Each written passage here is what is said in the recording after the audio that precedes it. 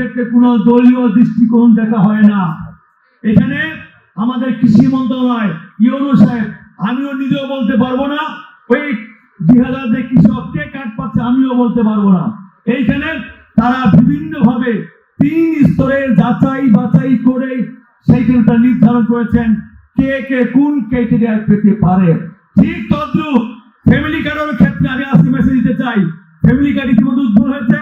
ইনশাল্লাহ সামনের 2-2.5 মাসের মধ্যে দিয়ে আমার সারা বাংলাদেশে 50 লক্ষ ফ্যামিলি কার্ড আমরা উদ্বোধন করবো। সের মধ্যে দিয়ে দেবীগঞ্জ বোধহয় 10-20 হাজার আমরা আমাদের মাদের বোনদেরকে ফ্যামিলি কার্ড দিয়ে সেখানে আমরা আমাদের শুরু করব।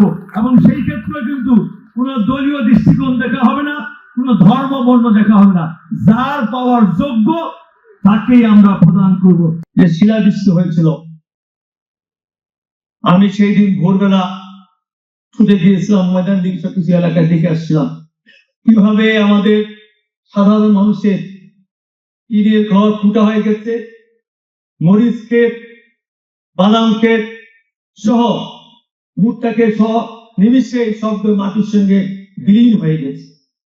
এই যে হাজার হাজার মানুষ ক্ষতিগ্রস্ত, আমি ছুটে গিয়েছি ঢাকায়, সেখানে আমাদের ত্রাণ ও দুর্যোগ মন্ত্রীর সঙ্গে কথা বলে সর্বোচ্চ সংখ্যক বরাদ্দ 303 এবং 9 লক্ষ টাকা আমরা বরাদ্দ নিয়েছিলাম।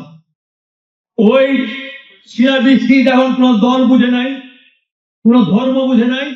আমি আশা করব আমাদের এই যে প্রধানমন্ত্রীর পক্ষ থেকে, আমার পক্ষ থেকে, ত্রাণ মন্ত্রণালয় থেকে আমরা যে আমাদের সহায়তা করব আমাদের এই অঞ্চলের ক্ষতিগ্রস্ত মানুষদেরকে, সেইখানে দলীয় দৃষ্টিকোণ থেকে কাউকে বিচার করবেন না।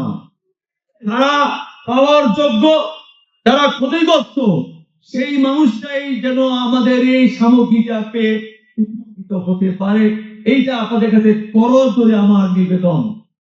সেইখানে কে কোন ধর্ম, কে কোন দল করেছে, কে ভোট আমাকে দিয়েছে, কে ভোট দেয় নাই, আমি নির্বাচিত হওয়ার পরে কিন্তু একটি কথা বলেছিলাম, দেবীগঞ্জ বদারে 4,17,000 ভোটার আছেন।